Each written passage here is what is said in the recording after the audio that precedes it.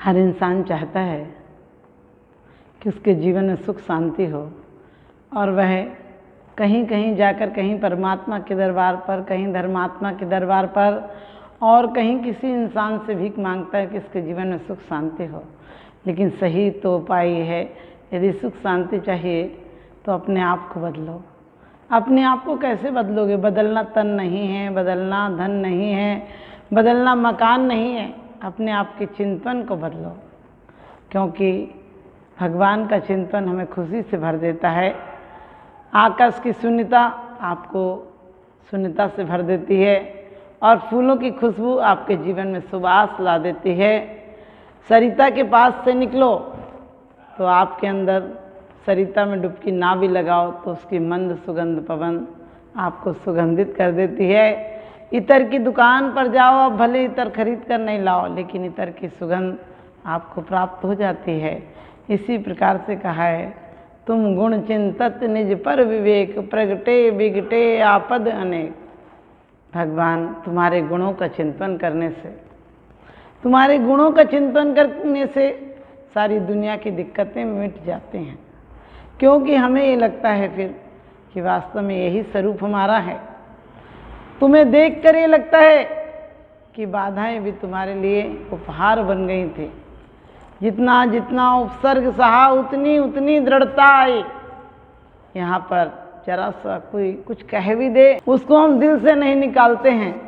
उसको एक जरा सी बात को, 2 मिनट की स्मृति को, 2 मिनट की किसी की तकरार को हम सालों तक रखे रहते हैं, अपने तिजोरियों में संभाल कर रखते हैं। जैसे धन को संभालते हैं, ऐसे हम कचड़े को संभालते हैं।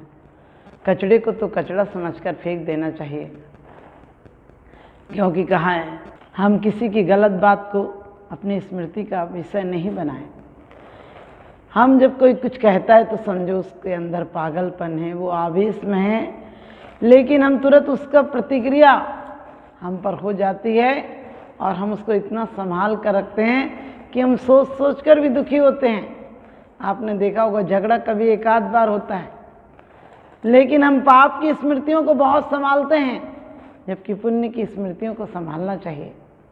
पुण्य प्राप्त नहीं हो तब भी पुण्य का ख्याल करो, अच्छी स्मृतियों का ख्याल करो। अच्छी स्मृतियों का ख्याल करोगे तो तुम उसके व्यापारी हो जाओगे, क्योंकि कहा है, तुम गुण चिंतत निज पर विवेक। और कहा है भगवान, आपकी आस्था तो बहुत दूर की बात है, आपकी नाम कथा भी, क्योंकि नाम हम उसी का लेते हैं जिससे प्यार होता है। आप जीवन में आज देखना, आप अपना हिसाब लगाना कि लोग कितनी देर भगवान का नाम लेते हैं, कितनी देर घर के काम करते हैं। एक व्यक्ति मेरे पास आया और कहने लगा, दुनिया भी अजीब है, भगवान भी अजीब है। जब सब लोग कहते हैं कि भगवान सकल गे ज्ञायक तदपि निजानंद रसलीन, सो जिनेन्द्र जयवंत नित हरिरज रहस्यहीन। जब भगवान केवल ज्ञानी है, जानता है घट घट की, तो लोगों को तार क्यों नहीं देता? भगवान को चाहिए, सब तो मोक्ष मांगते हैं मंदिर में आकर, तो भगवान को तार देना चाहिए। हम लोग रोज कहते हैं कि भगवान मेरे न चाहे कुछ और ईस, रत्नत्रय निधि दीजिए मुनीस। तो भगवान देता क्यों नहीं? मैंने कहा, जाओ आज एक लिस्ट बनाओ, हर घर पे जाना और पूछना तुम्हें क्या चाहिए भगवान से। शाम को वह व्यक्ति आया, हमने कही बताओ, बोले पूरे गांव में घूम आया, लोगों ने ये लिस्ट दी है। हमने कही पढ़ कर देखो, कितने लोगों ने मोक्ष मांगा है, कितने लोगों ने परमार्थ मांगा है, कितने लोगों ने अध्यात्म मांगा है, कितने लोगों ने आत्मोत्थान मांगा है। सब भगवान की बात करते हैं, परमार्थ की सिर्फ चर्चा करते हैं, लेकिन मांगते वही क्षुद्र हैं, मांगते वही भिखारीपना है। हमारे और आपके हाथ में भी गंदे सिक्के हैं, बेकार के नोट हैं। धन जो धन है वो यहीं पर रह जाएगा।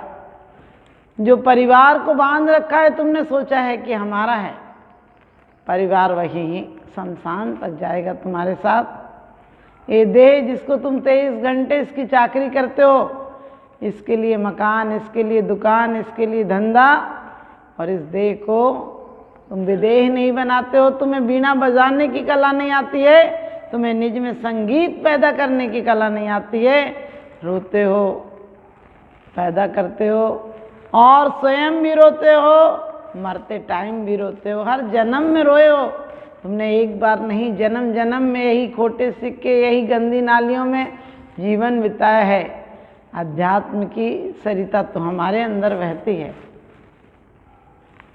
जब भगवान से कहते हो धन घड़ी यो धन दिवस यो ही, धन जन्म मेरो भयो, अभिभाग्य मेरो उदय आय, दरस प्रभु जी को लख लयो।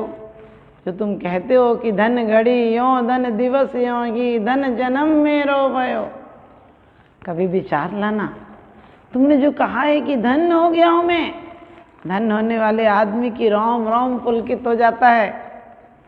आपको कभी 10 लाख की 10 करोड़ की लॉटरी मिल जाए तो आपको क्या होता है, कैसे पुलकित हो जाते हो, कैसे चेहरे पर मुस्कान आ जाती है, कैसे लोगों को बताते हो कि आज मुझे लॉटरी मिली है, कैसे जीवन में सोचते हो ये क्षण धन्य है, उस क्षण को कभी भुलाते नहीं हो। भले वो धन तुम्हें व्यसन दिला दे, पाप दिला दे, परिग्रह दिला दे, लेकिन उसकी तुम्हें कितनी खुशी होती है। तुमने मंदिर में आकर कभी विचार किया है, कभी सामायिक में बैठे हो तो विचार किया है कि मेरा धन जन्म हो गया, धन घड़ी हो गई और ये धन दिवस धन्य हो गया। दिवस कौन से मनाते हो तुम? बच्चों की जन्मदिन मनाते हो। जन्मदिन पर क्या सिखाते हो उन्हें? मोमबत्तियां और फिर जलाकर बुझा देना। अरे बुझे दीपकों को जला दो, जीवन की सुंदर शुरुआत हो जाएगी। बच्चों को क्या खिला रहा है आदमी, क्या पिला रहा है? वही बनी बनाई बाजार की चीज़ें, वही एसिड जो उनके जीवन को, तमाम जीवन को खराब कर देंगे। इस प्रमाद में जियोगे। पहले का आदमी कितना सक्रिय होता था, अपने लाए का आटा खुद पीस लेता था, महिलाएं आटा पीसती थी, पानी भरती थी और रोटी बनाती थी। सब उनका एक मंगल गान होता था, सब उनके जीवन का सुप्रभात होता था। कुछ काम करती थी तो बहुत महिलाएं मिलकर पानी भरने जाती थी, गीत गाते गाते पानी लाती थी, इसलिए जीवन में भी संगीत था। अब भोला संगीत हो गया, उदरंगबाजी का संगीत हो गया, टेंशन पैदा करने वाला संगीत हो गया, क्योंकि जीवन के अंदर की वीणा हमारी खराब हो चुकी है। अंदर की वीणा हमने रागियों के हाथ में दे दी, और रागी यदि बजाएंगे तो सिर्फ बेढंगा स्वर निकलेगा। इसके लिए हम जीवन में क्या करें? लोग कहते हैं हम क्या करें, हम इतना जाप करते हैं, पाठ करते हैं, पूजन करते हैं, लेकिन तुम पूजन की एक लाइन भी अपने जीवन में ले आओ। आदर्श आपका अमृतबन भक्तों के जीवन में बिखरा। कब बिखरेगा तुम्हारे जीवन में? जीवन में बिखरा है तो फिर विषाद क्यों है, फिर संताप क्यों है? फिर जीवन में उल्लास भरो, उमंग भरो, धन्यवाद दो। जब भी आप परमात्मा के मंदिर में आओ, दिन रात परमात्मा का मंदिर आपके अंदर होना चाहिए। मंदिर कोई ऐसी जगह नहीं जो 1 घंटे आओ और चले जाओ।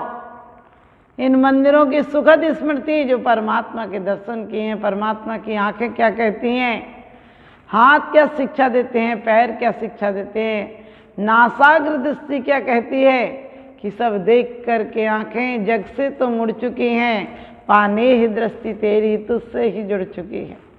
एक बार निरखो अंग अंग जिन वर के, जासे झलके शांति अपार। भगवान के अंग अंग तो शिक्षा देते हैं, भगवान के गुणानुवाद हमारे हृदय को पवित्र कर देते हैं, तो उनके दर्शन हमारी आंखों को पवित्र कर देते हैं, उनकी आराधना हमारे हाथों को पवित्र कर देती है। और आपने भक्तांबर कल्याण मंदिर आदि में पढ़ा कि भगवान जब तुम्हारे इंद्र वैसे धन्य नहीं है, वैभव पाकर धन्य नहीं है, इंद्रों को यदि धन्य भी कहा है, तुम्हारी आराधना और उपासना के कारण धन्य है। जब वो अमर इसलिए नहीं हुए कि उन्होंने देव गति पाई है, इसलिए अकाल में नहीं मरेंगे, बल्कि वो अमर इसलिए हुए हैं कि आपके चरणों में मन वचन काय से नमस्कार करते हैं, तीनों संध्या आपकी आराधना करते हैं।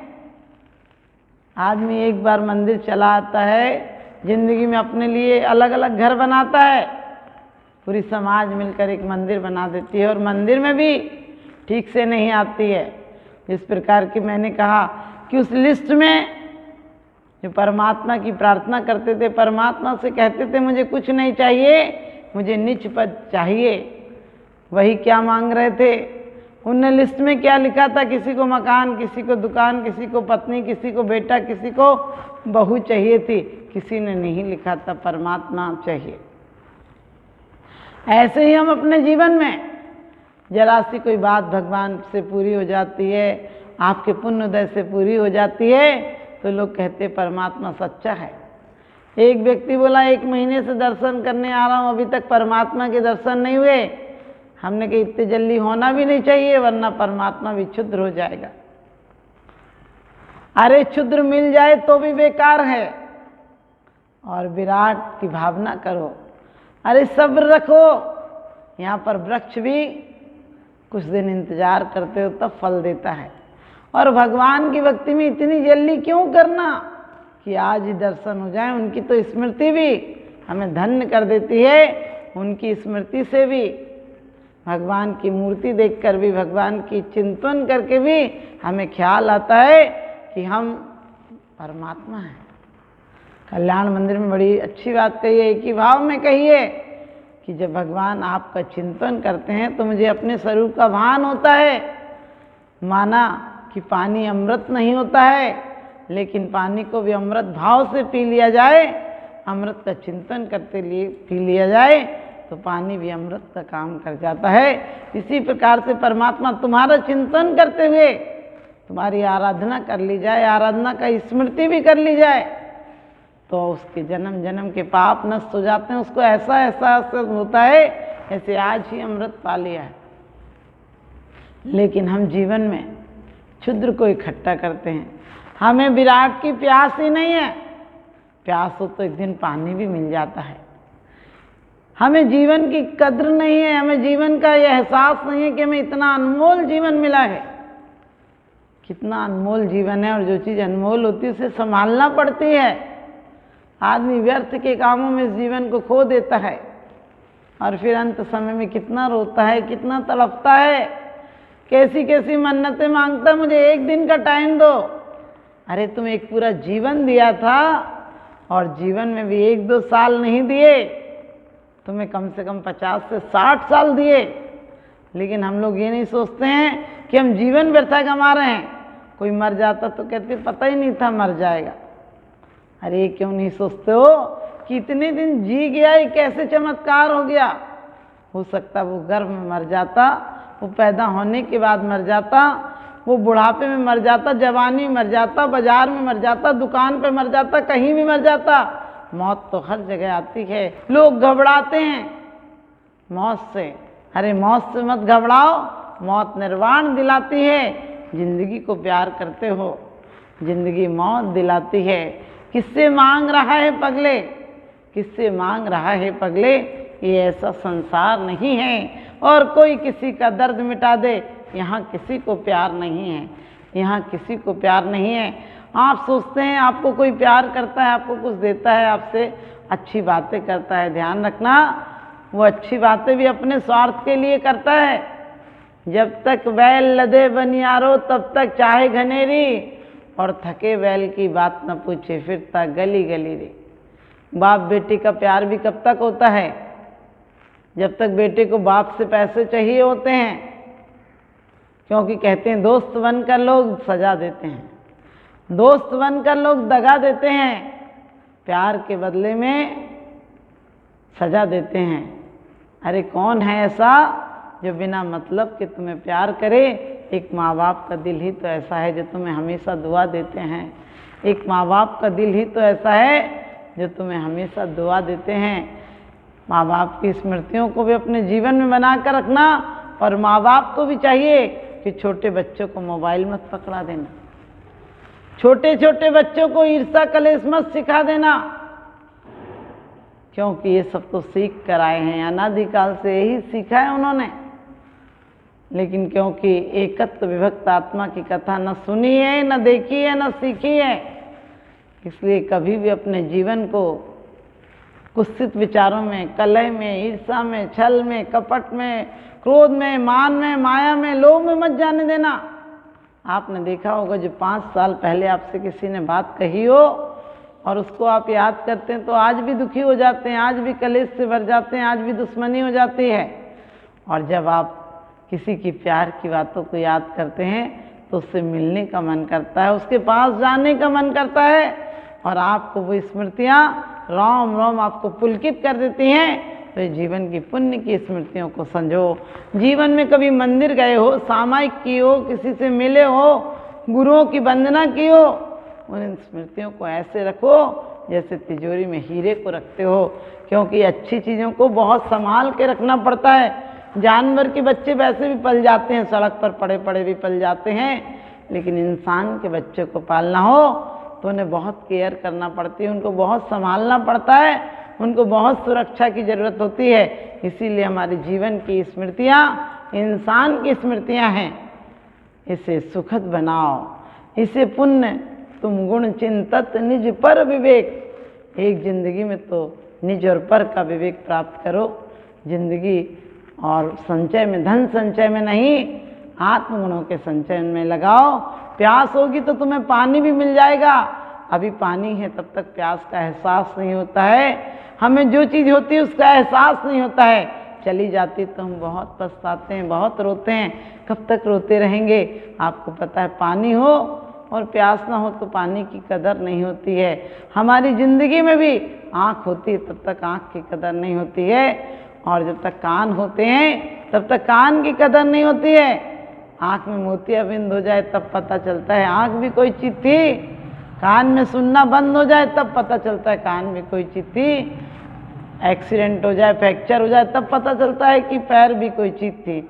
हमें वेंटिलेटर पर हों तब पता चलता है कि श्वास भी कोई चीज़ थी। हम अंतिम क्षण में याद आएगा तो वक्त नहीं बचेगा, इसलिए वक्त को सार्थक करो। आज अभी इसी वक्त से अपने वक्त को सोने सा बनाओ, अपने वक्त को सोने सा बनाओ। इस वक्त को सोने में मत गुजारो। सोने को मैं उस सोने को सोना नहीं कहती हूँ जिसको कि लोग नींद में सो जाते हैं। नींद में सो जाओ तो थकान पूरी हो जाती है, लेकिन आप प्रमाद में सोए हैं, आत्मोत्थान की तरफ से सोए हैं। ये बहुत गलत बात है। आपको पता है यदि पानी मिलता हो और आपकी ज़िंदगी दांव पर लगी हुई है ना, इतनी प्यास हो आपके अंदर कि आप मर जाएंगे, तो आप अपना राज्य भी दे देते हो। परमात्मा के प्रति इतनी ही प्यास जगाओ कि ज़िंदगी की सारी संपत्ति उसके चरणों में अर्पण हो जाए, सारी सांसें अर्पण हो जाएं, तो तुम्हारी ज़िंदगी आज इसी वक्त सार्थक हो जाएगी।